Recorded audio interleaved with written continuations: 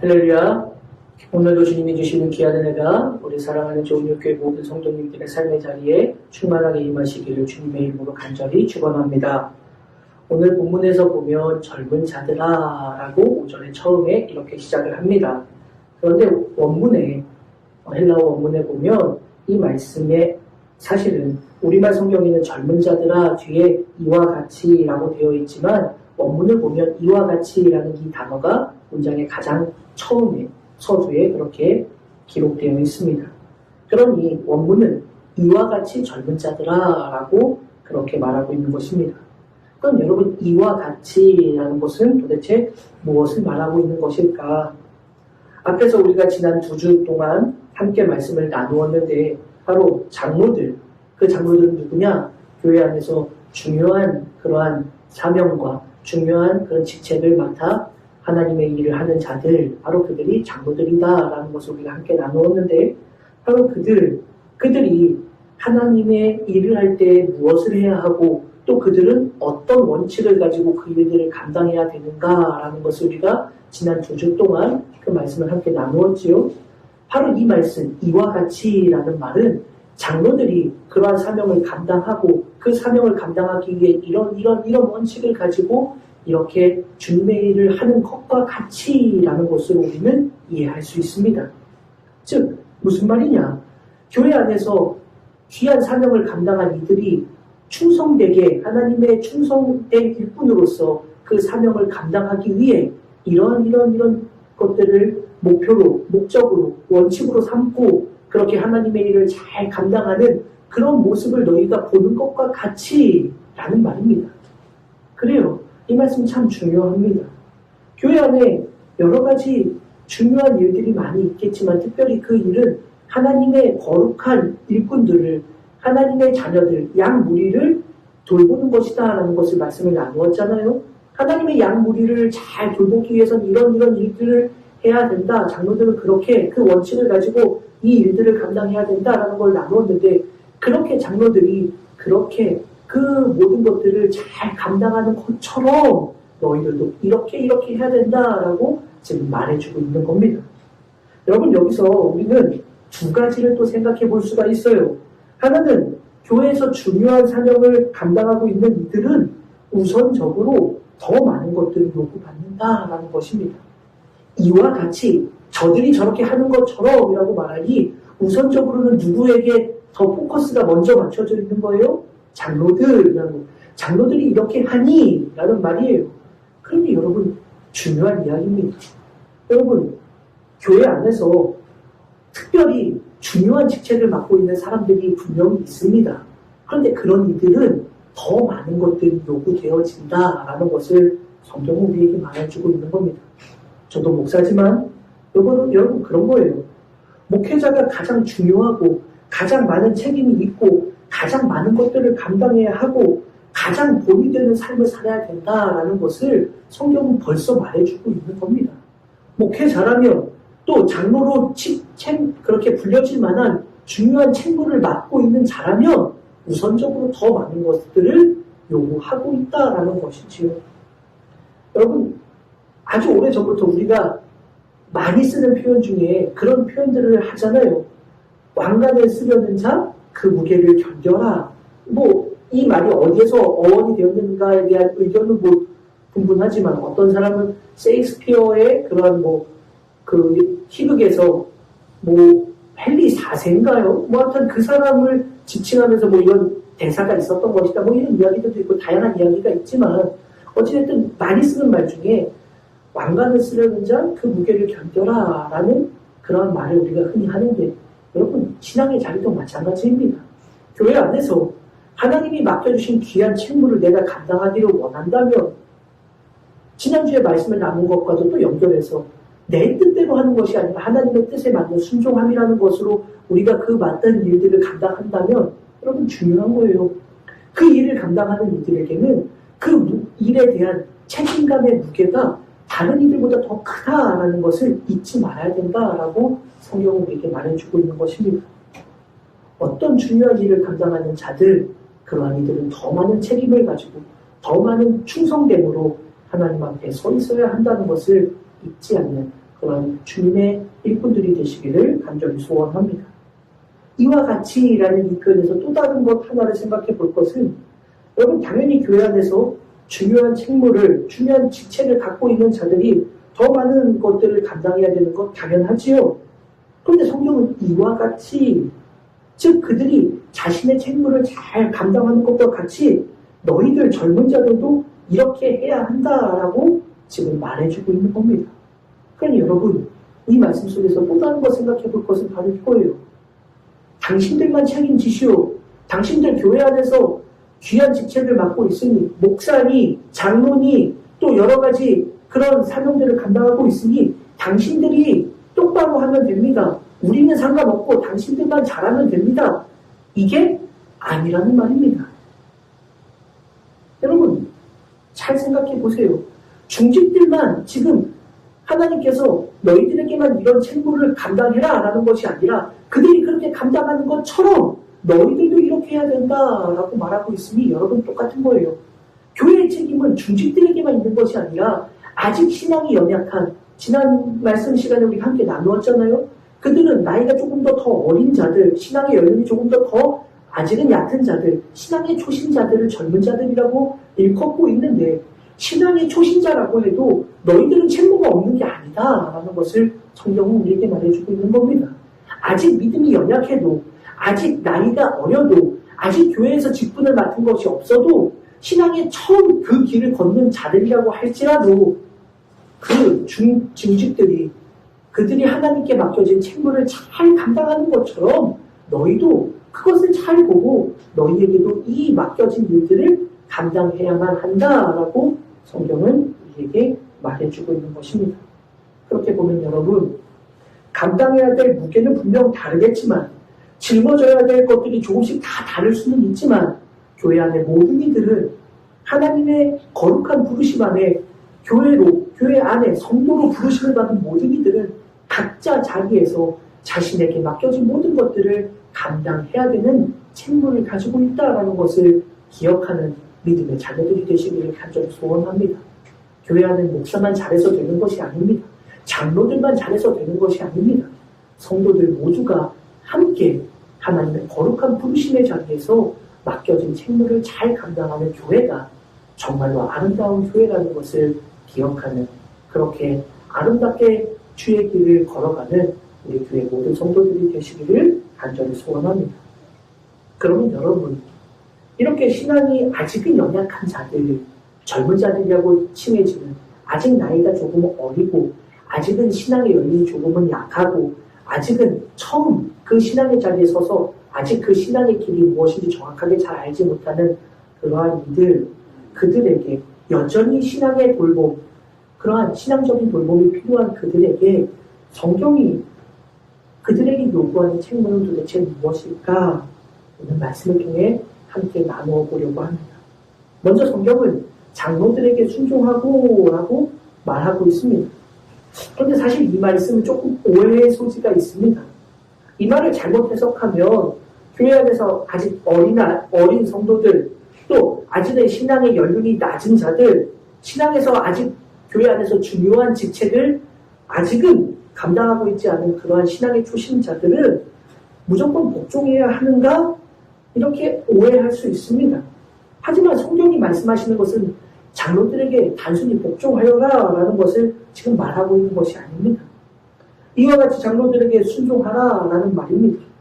장로들이 주님의 명령을 따라 하나님의 양 무리를 돌보는 사명을 충성되게 감당하고 있는 것과 같이, 이와 같이 너희 젊은 자들도 그 사명의 일꾼들에게 순종하라 라는 말입니다. 그러니 여러분, 이 말은 중요해요. 장로 개인에게 순종하라는 말이 아닙니다. 그 장로들이 하나님의 거룩한 사명을 잘 감당하며 충성하는 것처럼 그와 같이 그렇게 충성하는 주님의 일꾼들에게 순종하라라는 말입니다. 여러분, 이것은 분명히 말이 다른 이야기입니다. 얼핏 보면 똑같은 얘기 아닌가요? 라고 생각할 수 있지만 이것은 분명한 차이가 있습니다. 장로들에게 순종하라라는 것이 아니라 이 장로들이 하나님의 거룩한 부르심 앞에서 자신들의 맡겨진 사명을 충성되게 감당하고 있는 것을 너희가 보고 있지 않느냐? 그것처럼 너희도 그 장로들에게 순종해라 라고 말하고 있는 것이, 그러면 여러분 이 말 속에 진짜 의미는 바로 그런 겁니다.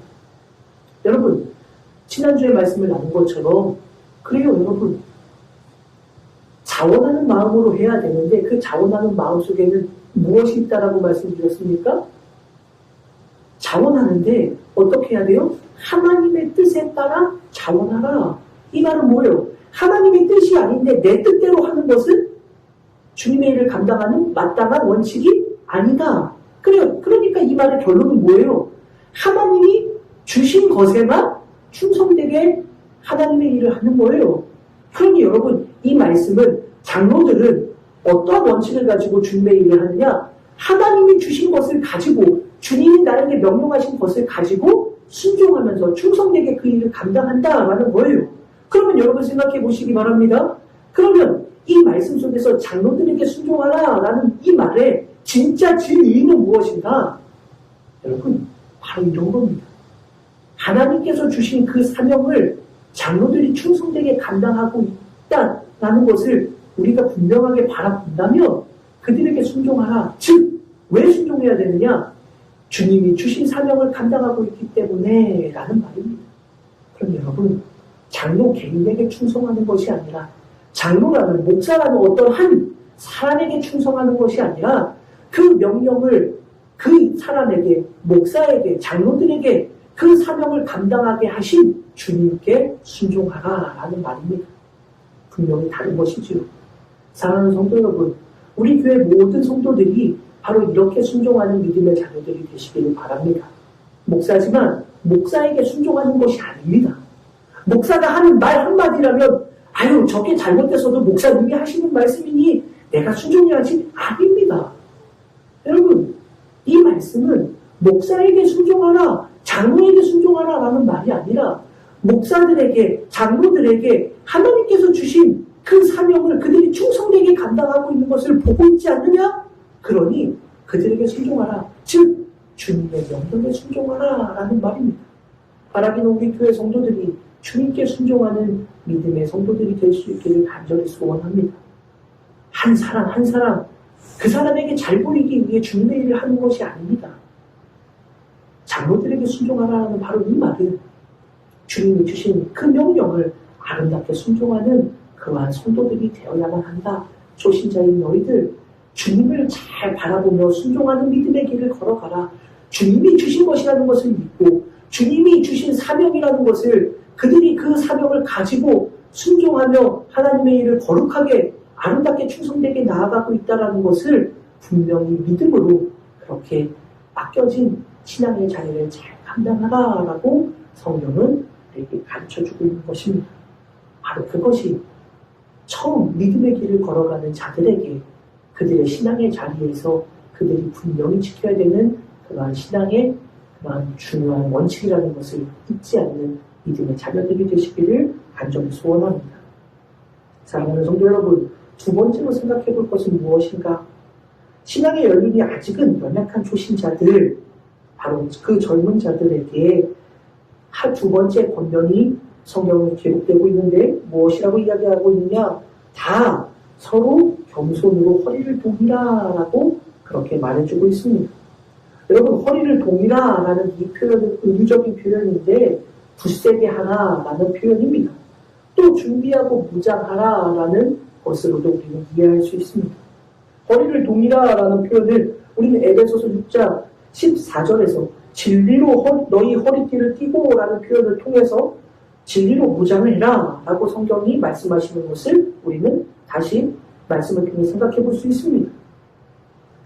출애굽기의 말씀에 보면 또 이스라엘 백성들이 애굽에서 이제 나오게 됩니다. 10가지 재앙을 통해서 이제 비로소 애굽 땅을 떠나서 가나안 땅으로 들어가게 되는 그 여정의 그 시작점에서 여러분 그들은 유월절 양을 먹는데 그 유월절 양을 먹는 그 모습, 그들이 어떻게 먹어야 되는가를 하나님께서 뭐라고 말씀하시는가? 성경에는 이렇게 말씀하고 있습니다. 너희는 그것을 이렇게 먹을지니 유월절 양을 먹을 때 이렇게 먹으라 라고 성경은 말씀합니다. 그런데 어떻게 먹으냐? 허리에 띠를 띠고 발에 신을 신고 손에 지팡이를 잡고 급히 먹으라 라고 주님은 그렇게 말씀해주고 있습니다. 이 말씀 속에서 허리에 띠를 띠고 신발을 신고 손에 지팡이를 짚고 급히 먹으라라는 것은 준비되어 있는 상태를 말하고 있는 겁니다. 그러면 여러분, 허리를 동이라라는 이 표현 속에서 우리는 무장하고 준비되어 있는 모습, 그것을 우리는 알 수 있습니다. 그러면 성도들은 도대체 무엇으로 무장하고 무엇으로 준비되어 있어야 하는가? 바로 겸손으로라고 성경은 말씀합니다. 겸손함으로 준비하고 겸손함으로 무장되어 있어라. 사랑하는 성도 여러분, 성도들은 어떻게 해야 되냐? 겸손해야 된다라고 지금 말하고 있는 겁니다. 그런데 여기서 더 중요한 것은 다 서로라는 표현입니다. 다라고 번역된 이 단어는 전부를 지칭하는 단어입니다. 그러니 여러분 전부, 모두라고 이야기하면 이 안에서 우리가 생각해보는 것 중요한 것은 뭡니까? 예외가 있다 없다? 없다라는 거지요. 예외가 전혀 없다. 전부라고 하니 모두가 여기 다 포함되는 겁니다. 서로라고 번역된 이 단어는 서로. 그러니 이 말은 쌍방, 일방적인 게 아니라 쌍방이라는 뜻이에요. 그러면 여러분 뭐예요? 서로라는 거는 나만 이렇게 하거나 당신만 나에게 이렇게 하시오가 아니라 나도 이렇게 하고 상대방도 나에게 이렇게 하는 거. 상대방 모두가 쌍방이 다 똑같이 해야 되는 겁니다. 그러니 모두가 다 서로 어떻게 해라? 겸손으로 준비하고 무장해라 라는 표현입니다. 누구도 예외가 없는 겁니다. 누구도 예외 없이 어느 누구에게나 내가 마주하고 있는 그 누구 모두에게나 다 똑같이 서로가 서로에게 겸손으로 준비하고 겸손으로 무장해 있어라 라고 성경은 그렇게 말하고 있는 겁니다. 여러분, 성도들, 초신자들, 아직 나이가 어린이들, 아직 교회에서 신앙생활을 한 지 얼마 되지 않은 이들만 겸손하라고 지금 말하고 있는 게 아닙니다. 모두가. 만약에 제가 어떤 성도와 마주하게 된다면 성도만 목사에게 겸손해라 라는 것이 아니라 목사도 성도에게 겸손해야 된다라는 것을 말해주고 있는 겁니다. 그런데 왜 성경은 지금 이 이야기를 하고 있을까? 왜 우리가 겸손해야 된다라고 성경은 우리에게 말씀하실까? 겸손하라라는 말은 사실 다 좋은 말 아닙니까? 겸손해라. 세상에서도 겸손하면 좋다. 얼마 전에 무슨 예능 프로에서도 보니까 막 갑자기 요새 많이 하는 역주행 어떤 그룹이 역주행을 해서 예전에는 인기가 없었는데 막 인기가 있어졌어요. 갑자기 몇 년 만에. 그랬더니 막 인기가 나오니까 막 인터뷰도 하고 막 그랬어요. 그랬더니 인터뷰하면서 막 어떤 그 이야기를 하고 있는데 정확한 얘기는 제가 지금 기억이 잘 안 나는데 막 얘기하다가 이런 곡이 또 역주행이 되었으면 좋겠어요. 그랬더니 그거 지금 역주행하고 있어요. 자기네들이 그런 걸 역주행하고 있어요. 그랬더니 회사 대표가 뭐라고 하면 겸손해. 그런 이야기를 하더라고요. 여러분 세상에서도 겸손 이런 참 많이들 이야기하고 중요한 이야기잖아요. 그런데 그러면 성경이 말씀하시는 너희가 다 서로 겸손해라라는 것이 단지 이것을 말하기 위해서 서로가 겸손하면 서로에게 더 좋아지고 서로가 서로에게 더 아름다운 그런 교회의 분위기를 만들 수 있기 때문에 겸손하라 그렇게 말씀하고 있는 것일까? 세상에서도 겸손한 사람은 좋게 평가를 받으니 그렇게 겸손하라고 말씀하는 것일까? 서로가 겸손하다면 싸울 일도 없을 것이니 그렇게 겸손하게 살아라 라고 성경이 말씀하는 것일까? 성경은 겸손해야 되는 이유가 있기 때문에 겸손하라 라고 우리에게 말씀해주고 있는 겁니다. 오늘 본문에 짧은 5절, 6절, 2절의 말씀이지만 여러분 이 겸손이라는 단어가 몇 번 성경에 기록되어 있나요? 3번 기록되어 있습니다. 5절에서 겸손으로 허리를 동이라 라고 할 때 겸손, 또 겸손한 자들에게는 이라고 할 때 겸손 2번 기록되어 있고 6절에도 겸손하라 라고 기록하면서 총 3번이 겸손에 대해서 기록되어 있습니다. 신앙의 초신자들에게 하는 권면 속에서 3번이나 겸손이라는 단어가 기록되어 있다. 왜 그럴까? 왜 겸손해야 되는가? 신앙의 연수가 짧으니 교회에서 소위 말하는 것처럼 교회에서 이렇게 나서지 말고 뭐 교회 온지 등록한 지 얼마나 됐다고 교회에서 이거 하려고 해 저거 하려고 해 조용히 겸손이 좀 있어 라고 말하기 위해서 지금 이 말을 하는 걸까요? 교회에서 왜 아직 초신자이면서 교회에서 그렇게 죄송해요 이런 표현 어떻게 생각하실지 모르지만 이런 말들을 하잖아요. 교회에서 왜 그렇게 설치고 돌아다녀? 과연 이것을 말하기 위해서 겸손해라 라고 말하고 있기 때문일까요? 저는 오늘 이것을 중요하게 초점을 맞추고 우리의 신앙의 자리에서도 이 말씀을 깊이 생각해 볼 수 있는 믿음의 자녀들이 되기를 바랍니다. 성경이 말하는 겸손해라 라고 하는 이유는 우리가 생각하는 것과는 조금 차이가 있습니다.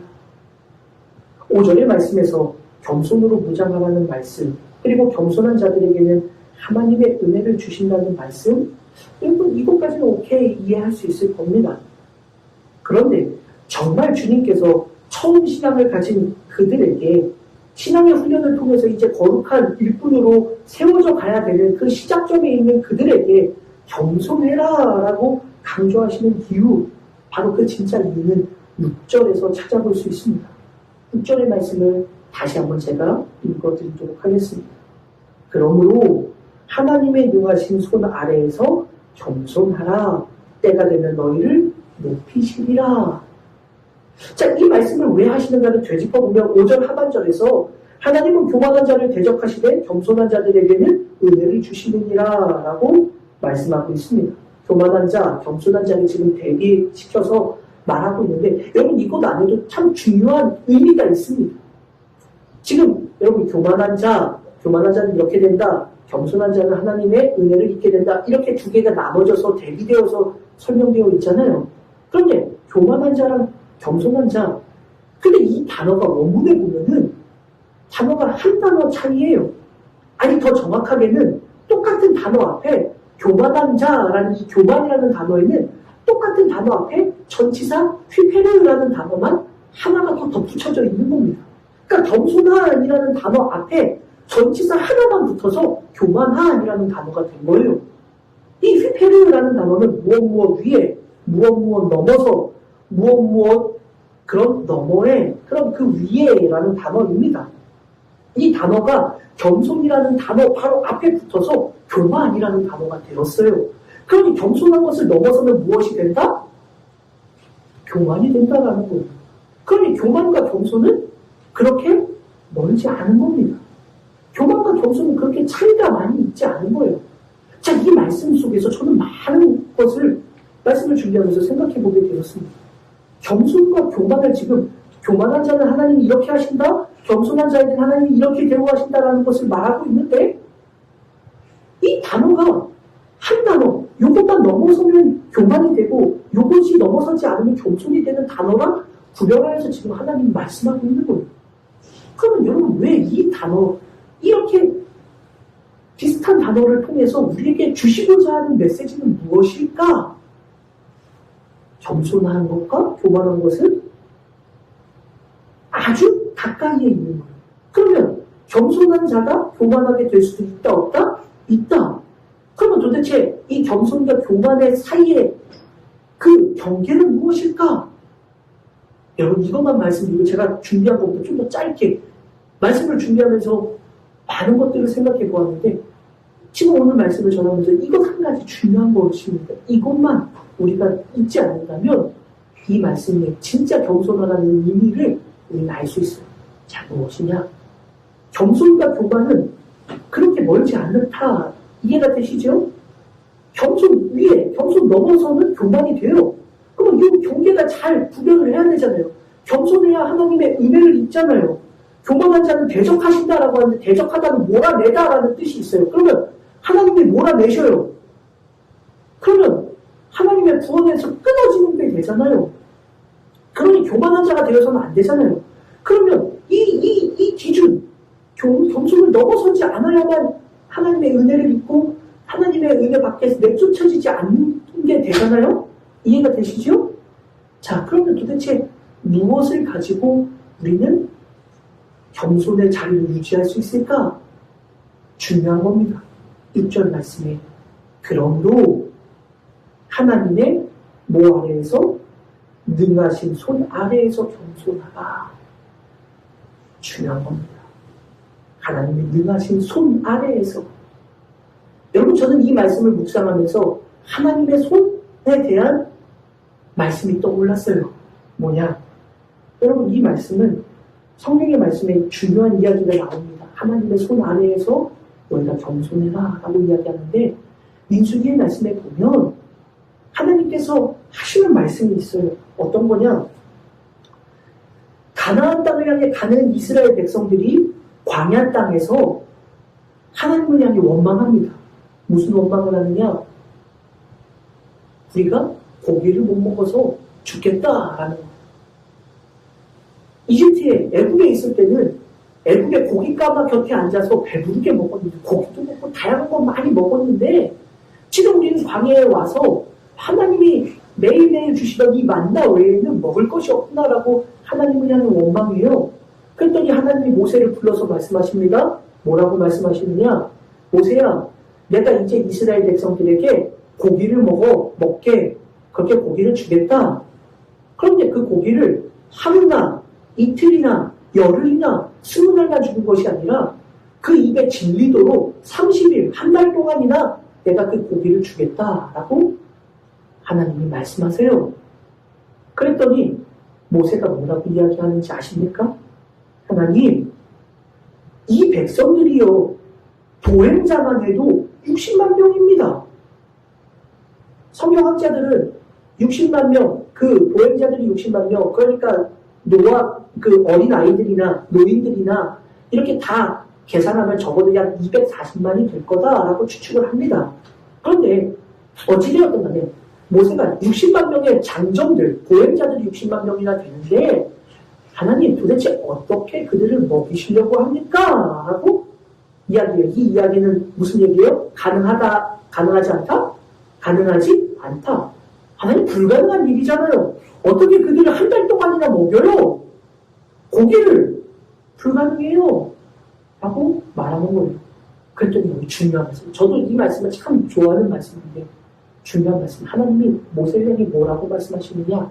모세야, 여호와의 손이 짧으냐? 라는 말씀을 하세요. 여호와의 손이 짧으냐? 이 말씀은 무슨 뜻이에요? 내 손에 능력이 없는 것 같으냐? 라는 하나님의 말씀입니다. 이 말씀을 준비하면서 떠올랐어요. 그러면서 바로 이 하나님의 능하신 손 아래에서 라는 이 말씀은 무슨 말을 의미하는 거예요? 하나님의 손은, 하나님의 능력은 부족함이 있다 없다? 있다 없다? 없다. 하나님은 조금도 부족함이 없으신 분이다. 하나님은 능력 있으신 분이다. 하나님의 능력은 제한이 없다라는 말씀을 오늘 본문에서도 하고 있는 거예요. 그럼 여러분, 하나님의 능하신 손 아래에서 겸손하라라는 이 말은 여러분 그냥 겸손한 삶을 사는 것이 너희에게 유익이다라는 말이 아니에요. 이 말은 무엇이냐? 하나님은 어떤 분이다? 하나님은 능력 있는 분이야. 하나님의 능력은 제한이 없어. 하나님의 능력은 모든 것을 불가능하지 않도록 만드시는 분이야. 그러니 그 하나님 안에서, 그 하나님의 능력 아래에서 겸손해라 라고 말하고 있는 겁니다. 중요해요. 하나님의 능력 안에서는 겸손해야 됩니다. 이 겸손은 어떤 의미인가? 하나님의 능력의 손길 안에서 우리는 모든 것을 할 수 있다. 그래서 7절에 이 말씀이 기록되어 있는 겁니다. 우리가 읽지 않았지만 7절 말씀에 이 이야기가 그래서 기록되어 있는 거예요. 너희 염려를 다 주께 뭐하라? 맡기라. 이는 그가 너희를 돌보심이라 라고 말하고 있어요. 그래요. 하나님의 능하신 손 아래에서 겸손해야 되는 이유는 뭐냐? 여러분, 하나님이 너희를 돌보시고 있기 때문에 하나님의 능력은 제한이 없는 놀라운 능력을 가진 그 하나님이 너희를 돌보시고 있기 때문에 그 아래에서 겸손해라. 그러면서 너희 염려를 다 주님께 맡겨라. 이 염려라는 단어는 갈라짐이라는 뜻이에요. 갈라진 마음. 그래요. 여러분, 이 말은 그런 뜻이에요. 세상 살아가면서 근심과 걱정을 막 가지고 살아가는 거예요. 근데 그것을 다 주님께 맡기래요. 왜요? 하나님은 능력이 제한이 없으신 분이기 때문에 너희를 돌보시는 그 하나님의 능력은 제한이 없기 때문에 하나님께 맡겨라라고 말하고 있는 거예요. 그게 왜 겸손과 연결되느냐? 여러분, 그런 거예요. 신앙생활 하면서도 말입니다. 염려를 주님께 맡기지 못하는 이들이 있습니다. 주님의 길을 걸어가는, 신앙의 길을 걸어가면서도 말이에요. 여전히 근심과 걱정을 가지고 살아가는 이들이 있어요.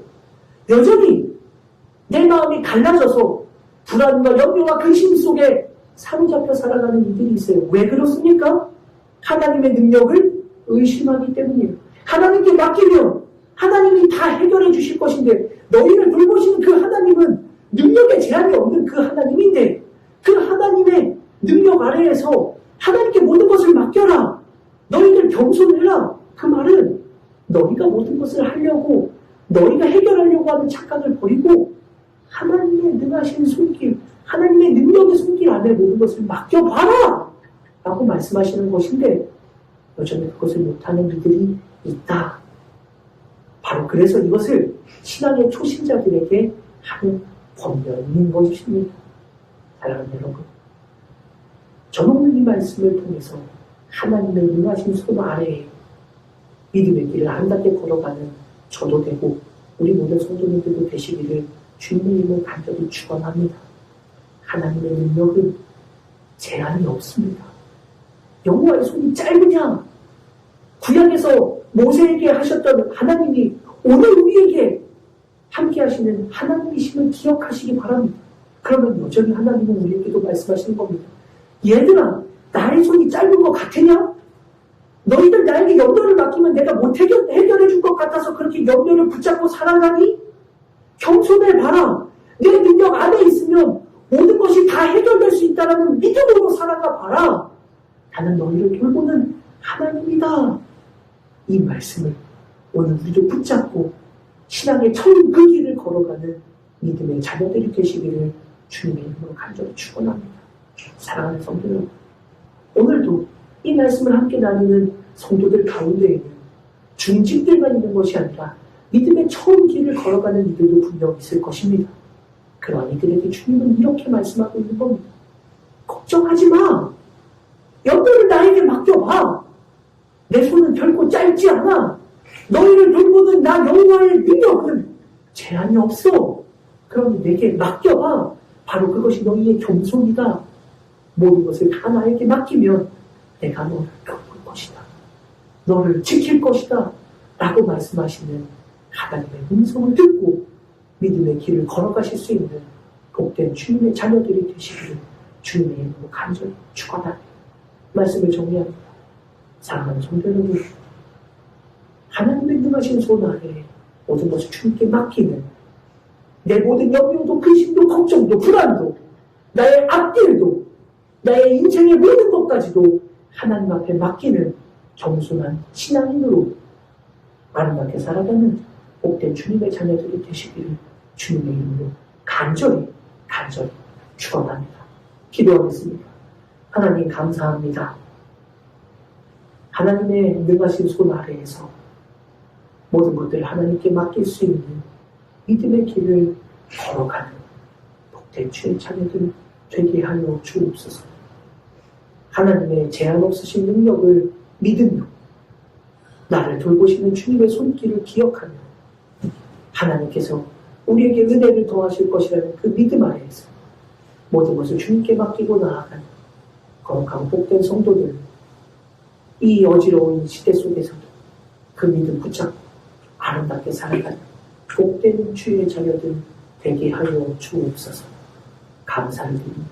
거룩하신 예수님의 이름으로 간절히 기도 올리옵나이다. 아멘.